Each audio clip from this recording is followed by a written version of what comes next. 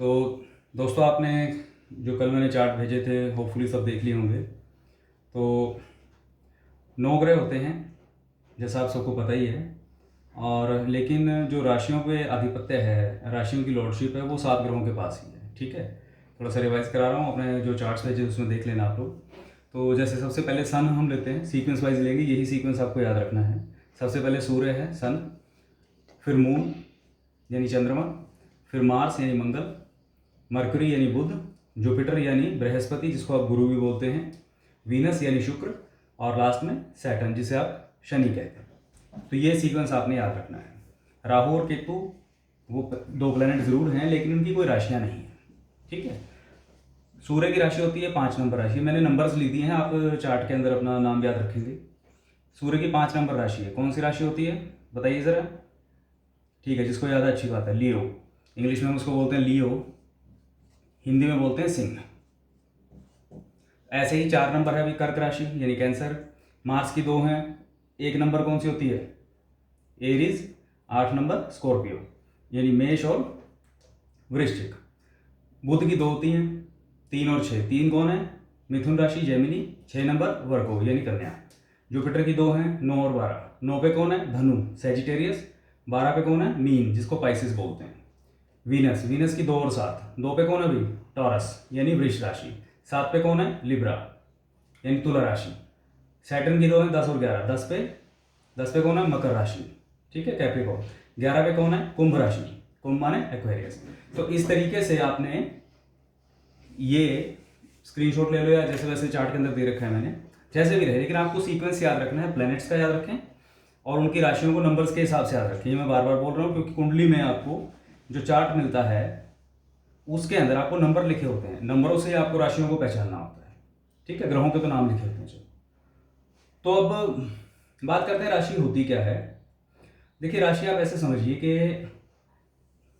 जैसे हम एक सर्कल ले लेते हैं, जैसे घड़ी होती है, ठीक है ना। तो घड़ी के हम 12 हिस्से कर लेते हैं। आप इस तरीके से घड़ी में 12 सेगमेंट बना लेते हैं। ठीक है, तो ये पूरा एक जो सर्कल होता है ये होता है 360 डिग्री का। कितना, 360। और क्योंकि 12 सेगमेंट है तो 12 से डिवाइड करोगे तो कितना आएगा, 30 डिग्री।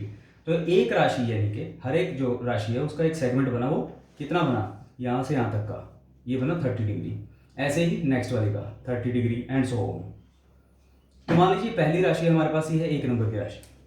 1 नंबर राशि माने क्या होती है, 1 नंबर की राशि, मेष राशि। जिसको याद है शाबाश, जिसे याद नहीं वो याद करें। ठीक है ना, मेष, आप उसको एरीज भी कह सकते हैं।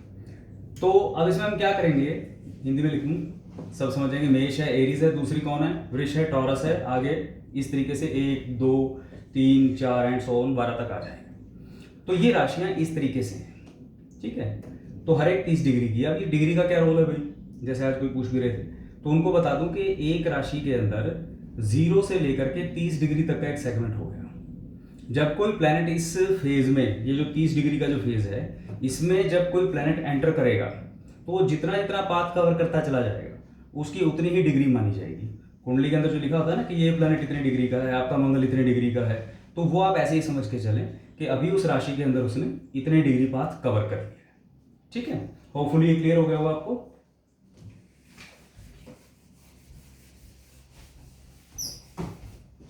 चलिए अब नेक्स्ट बता रहा हूं मैं, ध्यान से सुनिएगा कि राशियां तो ये हो गई, प्लैनेट्स हो गए, डिग्री भी समझ में आ गया। अब जो कुंडली बन रही है, कुंडली के जो हाउसेस होते हैं वो कैसे सेट हम करते हैं। ठीक है ना, जैसे कुंडली आपने ऐसे देखी होगी, ये चार्ट बनता है एक। ठीक है, तो आपने ऐसे खाने बने हुए देखे होंगे। ठीक है, ये अपना नॉर्थ इंडियन स्टाइल है, साउथ इंडियन भी बताऊंगा अभी। तो जिस समय आप पैदा होते हैं उस टाइम में आपकी ये जो मेन मेन चीज़ें हैं कुंडली के लिए, वो ये ज़रूरी होती हैं। सबसे पहले बोलते हैं क्या, आपका डेट ऑफ बर्थ होना चाहिए, आपका टाइम ऑफ बर्थ होना चाहिए, आपका प्लेस ऑफ बर्थ होना चाहिए। ठीक है ना, तो ये तीनों चीज़ें आपकी बर्थ के हिसाब से चाहिए। DTP ऐसे याद रख लें, date of birth, time of birth, place of birth. अब इसके बेसिस पे क्या होगा, यानी जिस दिन, जिस समय, जिस स्थान पे किसी का जन्म होता है, उस टाइम पे अब धरती पता है आपको गोल गोल घूमती है, किसके, सूर्य के सारे प्लैनेट घूमते हैं, खुद भी घूमती है वो। तो ये असेंडेंट, ये राशि डिसाइड कैसे होती है, थोड़ा सा साइंटिफिक समझिएगा। सूर्य अपनी जगह ही रहता है। प्राचीन समय में माना जाता था कि धरती सेंटर पे है, बाकी सारे ग्रह उसके चक्कर लगा रहे हैं, ठीक है। लेकिन हकीकत यही है कि ऋषियों ने भी समझाने की कोशिश की, लेकिन नहीं कोई समझा, वो अलग बात है, कि सेंटर पे हमेशा सन ही रहेगा, वो फिक्स है। अर्थ इसके चारों ओर चक्कर लगा रही है, ये मान लीजिए अर्थ है आपकी, ठीक है। यहाँ पे ये अर्थ जो है, तो ये अपनी धुरी पे भी घूम रही है, साथ साथ ये तो चला ही रही है। तो अपनी एक्सिस पे ये एक दिन में 24 घंटे में एक पूरा एक चक्कर लगा लेती है, ठीक है ना। एक पूरा एक चक्कर एक दिन में लग गया। तो सुबह जिस टाइम सनराइज होता है उस दौरान अर्थ का, अब यही इसके चारों ओर ये जो राशि वाले मैंने सेकंड बताया था, वो 12 बना दो, ठीक है। अब सुबह जिस टाइम सनराइज होगा उस टाइम सन के सामने अर्थ का जो फेस होगा, यानी जो राशि का सेगमेंट होगा, वही यहाँ पर लिखा जाएगा, वही आपका लगन होता है, ठीक है। इतनी टेक्निकलिटीज़ में जाने की आपको ज़रूरत नहीं है, क्योंकि आजकल तो ऐप्स आ गई हैं। तो मैंने जैसे बोला भी, कोई ऐप आप डाउनलोड कर सकते हो। ये तो ज़्यादा गणित में पहले पढ़ते थे लोग, लेकिन थोड़ा आपकी बेसिक जानकारी के लिए होता कैसे डिसाइड है कि सुबह सनराइज के टाइम पे राइजिंग साइन जो होगा, जो राशि सूर्य के सामने होगी, वही आपका सूर्य का उस टाइम का लगन होगा। या जिस टाइम पे आपका जो जिसका जन्म होगा, अर्थ की जो राशि उसके सूर्य के सामने आ जाएगी, उसका वही लगन कहलाएगा। तो मान लीजिए सुबह किसी का, या जिस टाइम पे भी किसी का जन्म हुआ, उस टाइम यहाँ जो राशि चल रही थी और जितने डिग्री से गुजर रही थी यहाँ से यहाँ, तो वही उसका लगन माना जाएगा। उस टाइम पे मान लेते हैं कि अगर मेष राशि चल रही है, यानी कि एरीज है, तो यहाँ पर हम पहला, ये फर्स्ट जो खाना होता है ये होता है, ठीक है। इसका मैं चार्ट शेयर करूँगा। इसी को हम लगन बोलते हैं, इसी को हम असेंडेंट बोलते हैं, लगन कुंडली। तो पहला नंबर एक यहाँ लिखा है। अब ये नॉर्थ इंडियन स्टाइल है ना, आपने एंटी क्लॉकवाइज चलना है। तो जैसे जो भी राशि लगन के टाइम पे डिसाइड हुई वो यहाँ लिखी जाएगी, उसका second, third, fourth, fifth, six, 7, 8, 9, 10, 11 और 12, ये इस तरीके से आपके 12 खाने पूरे हो जाएंगे, ठीक है। तो ये जो नंबर लिखे हुए हैं ये आपकी राशियां हैं। फिर उसके बाद उस दिन उस राशि में, किस राशि में कौन प्लैनेट बैठा है, वो सब लिखे जाएंगे। तो आपको तो खैर कुछ नहीं लिखना है, क्योंकि आजकल ऐप है, खाली उसमें अपनी डिटेल डालनी है, अपना date of birth, time of birth, place of birth, वो अपने आप आपको बना के दे देगा। मुद्दा ये है कि अपना जो पर्पज चल रहा है ये सब बेसिक क्लास का, वो ये कि आप लैंग्वेज को अंडरस्टैंड कर लें। कि जब ये बोला जाता है कि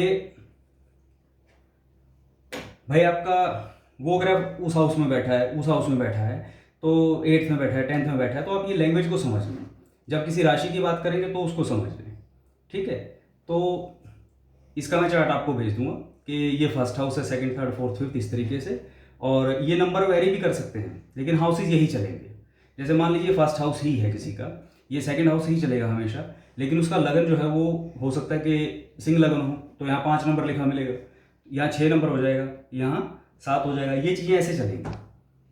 लगन के हिसाब से आपने काउंटिंग करनी है, हाउस उसी तरीके से काउंट करने हैं। ये फर्स्ट है, सेकंड है, थर्ड है, फोर्थ है, फिफ्थ है, ठीक है। इनके क्या मायने होंगे वो डिस्कस करेंगे। एक और बात शॉर्ट में बता दूं, ये जैसे राशियां थी, हर एक ग्रह की कोई ना कोई उच्च या नीच राशि होती है, मूल त्रिकोण भी होती है। मूल त्रिकोण पे बाद में बात कर लेंगे, थोड़ा टेक्निकल इशू है। मेन जो ज़रूरी चीज़ है वो है उच्च नीच की। उच्च नीच कुछ नहीं होता है, पोजीशन होती है प्लैनेट्स की। हर एक प्लैनेट की कुछ ना कुछ उच्च नीच राशि ज़रूर होगी। जैसे हम सूर्य की बात करते हैं, चार्ट मैंने दे रखा है आपको, तो सूर्य का एग्जाम्पल दे रहा हूँ। तो सूर्य की जो उच्च राशि है वो है 1 नंबर की, और नीच राशि है 7 नंबर की। अब इसका मतलब आप समझिए कि ये अर्थ की एक पोजीशन होती है विद रिस्पेक्ट टू सन। जिस टाइम पे सन की हम कहेंगे कि वो मेष राशि में है, बेसिकली अर्थ घूम रही होती है उस टाइम मेष राशि में, तो वो ऐसी पोजीशन है कि सूर्य जो है ऊपर अपीयर होता है, ठीक है ना। ये पोजीशन है, ये ऐसे होते हैं, आप समझिए, ये यूं ऑर्बिट्स ऐसे होते हैं। तो अगर ये हिस्सा ऊंचा है 1 नंबर, तो 7 नंबर ये नीचा होगा, ठीक है। तो पोजीशंस हैं, उसको लोगों ने थोड़ा ज़्यादा सिर्फ ये समझ लिया कि कोई ग्रह उच्च का बैठा है तो बड़ा अच्छा हो गया, नीच का बैठा है तो खराब हो गया। ऐसा नहीं है। कुंडली में परिस्थिति के अनुसार उच्च का ग्रह भी नुकसान कर सकता है और नीच का ग्रह भी बहुत फायदे कर सकता है, ठीक है। बहुत सारे एग्जाम्पल हैं, डिस्कस करेंगे आगे एडवांस में अगर आप लोग जाएंगे तो, ठीक है। तो फिलहाल ये आप लैंग्वेज समझें कि राशियां क्या हैं, ग्रह क्या हैं, और किन हाउसेस का क्या मतलब है, और इस तरीके से। तो उच्च और नीच राशियाँ होंगी पोजीशन के हिसाब से। जो उच्च होती है बिल्कुल उसके ऑपोजिट ही उसकी नीच राशि होती है। बेसिक सी बातें हैं, और अगले 2-3 दिन में हम और छोटे छोटे वीडियो बना के डिस्कस करते रहेंगे।